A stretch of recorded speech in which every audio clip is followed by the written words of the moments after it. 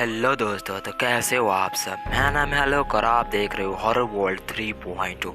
चलिए आज की अपनी हॉरर स्टोरी शुरू कर लेते हैं। यह कहानी मैंने अपने गांव के एक ही बुजुर्ग जो कोलकाता में काम करते थे उनसे सुनी थी। एक बार की बात है कि कुछ अंग्रेजी शिकारी भारत के किसी जंगल में शिकार पर गए। उस जंगल के बाहर एक डाक बंगला था, पर उसमें पहले से ही कोई बड़ा अंग्रेज अधिकारी ठहरा हुआ था। अस्तु इन अंग्रेजों शिकारियों को जंगल के बने बीचों बीच एक पुराने डाक बंगले में रुकना पड़ा। इस डाक बंगले का रखवाला अपने परिवार के सेवा करता था। इस रखवाले के परिवार में उसकी बीवी लगता था लगभग 14 से 15 साल की एकमात्र उसकी लड़की थी। एक शाम जब अंग्रेजी शिकार करके वापस डाक बंगले पर आए तो नहा धोकर पीने बैठ गए। पीने के बाद उन्हें इतनी चढ़ गई कि वे लोग पूरी तरह से भाग गए और उस रखवाले को गोली मारने के बाद उसकी बीवी तथा बच्ची को नोच डाले। इन पापियों को नशे में कुछ भी पता नहीं चला और नोचने के बाद उन दोनों को भी गोली से भून डाला और तीनों की लाश को डाक बंगले के पीछे दफना दिया। अंग्रेजों ने फिर कुछ दिनों बाद वहां कैलाश नाम का एक नया सेवक रख दिया। किसी को भी कुछ पता नहीं चला कि इस पुराने डाक बंगले का पुराना सेवक और उसका परिवार कहाँ चला गया। एक बार की बात है कि नया सेवक कैलाश रात को गेट बंद करके सोया हुआ था। तभी अचानक उसकी नींद खुल गई, क्योंकि उसे लगा कि दरवाजे पर कोई रो रहा है।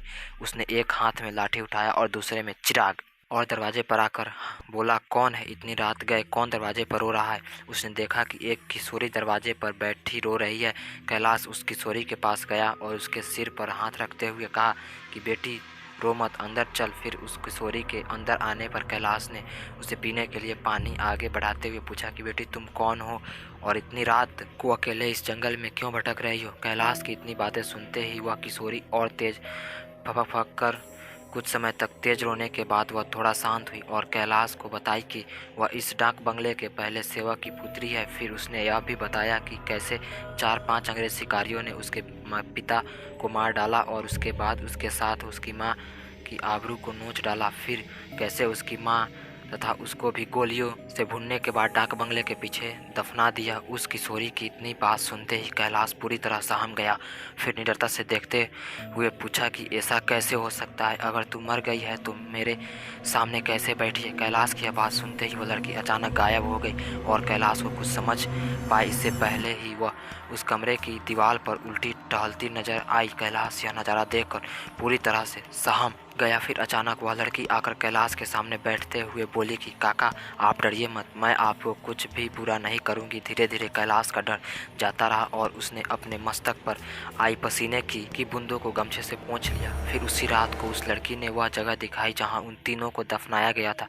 कैलाश ने कुदाल से खोदकर उन तीनों की अस्थिपंजर को निकाला। फिर कैलाश ने उस किशोरी से वादा किया कि वह उन अंग्रेजों शिकारियों के खिलाफ कोर्ट जाएगा और किशोरी को इंसाफ दिलवाकर रहेगा। कैलाश की बातें सुनकर वह किशोरी रोते हुए बोली कि काका आपको कुछ नहीं करना है, बदला तो मैं लूँगी, बस आप मेरी थोड़ी सी मदद कर दे।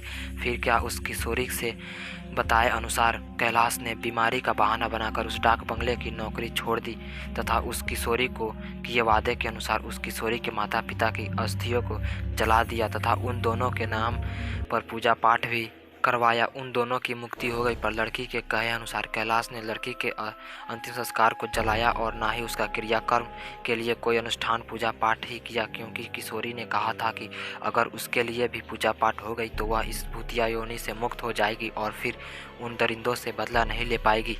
समय बीतता गया और अब उस डाक बंगले में कोई नया सेवक आने को भी तैयार नहीं होता, क्योंकि कैलाश वहीं आसपास मंडराता रहता और नए आने वाले सेवक को भूताई कहानी सुनाकर भगा देता। कभी कभी वह किशोरी को भी अपनी भूताई कारनामे से आने वाले नए सेवक को 9-2-11 कर देती, पर उस बंगले पर शिकारियों का आना कम नहीं हुआ। वे आते और खुद ही अपनी व्यवस्था करते, पर जो अब आता वह वापस नहीं जाता, क्योंकि उस डाक बंगले में ठहरने वाला हर अंग्रेजी शिकारी उस लड़की का शिकार हो जाता। कभी कभी तो ऐसा होता कि वह लड़की किसी अंग्रेजी शिकारी को अब हुस्न का शिकार में फंसाकर उस डाक बंगले में लाती और रात को अपने असली रूप में आ जाती और डराकर उस अंग्रेज को मार डालती और उसका खून पी जाती। यह क्रम चलता रहा और उस डाक बंगले में मरने वाले अंग्रेज शिकारियों की मौत रहस्य ही बनी रही।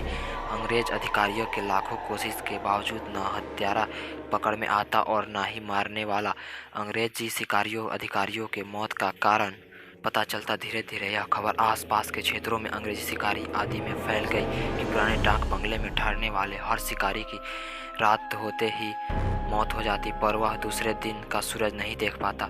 2-3 वर्ष बीत गए और अब वहाँ डाक बंगले खंडर हो गया, क्योंकि अब किसी में भी हिम्मत नहीं थी कि वहाँ ठहरे। आखिर किसी को अपनी जान की परवाह नहीं होती, पर वहाँ किशोरी भूतनी जो अब युवती बन गई थी, उस डाक बंगले में रहकर अपने हत्यारों का इंतजार करती। दिन में उधर आने वाले लोग को उसका एहसास होता, क्योंकि वह बार बार रोती रहती पर किसी को दिखाई नहीं देती। एक बार की बात है कि वह युवा भूतनी उस जंगल में रह रहे एक युवा भूत तथा युवा भूतनी के संपर्क में आई। ये दोनों आदिवासी थे और जंगल में लकड़ी काटते समय किसी अंग्रेजी शिकार के शिकार बन गए थे। युवा भूतनी उन दोनों को लेकर शहर की ओर निकल गई। युवा भूतनी उन दोनों भूतनी के साथ शहर में घूम घूम कर अपने हत्यारों की तलाश करती। 2-3 दिन की मेहनत के बाद ही वह अपने हत्यारों को पहचान ली। एक दिन वह शाम के समय खूबसूरती बनकर उनमें से एक हत्यारे अंग्रेजी शिकारी के पास गई। तो दोस्तों, आप सबको हॉरर स्टोरी अच्छी लगी तो वीडियो को लाइक कीजिएगा और चैनल को सब्सक्राइब कीजिएगा और इसका पार्ट 2 के लिए वेट कीजिए। अगर आप कमेंट करेंगे तो हम इसका पार्ट 2 भी आपके लिए लेकर बहुत जल्दी आ जाएंगे। आप हमें कमेंट करिए, हम आपके लिए पार्ट 2 लेकर आ जाएंगे। तो मिलते हैं एक और नई हॉरर स्टोरी के साथ, तब तक के लिए बाय बाय।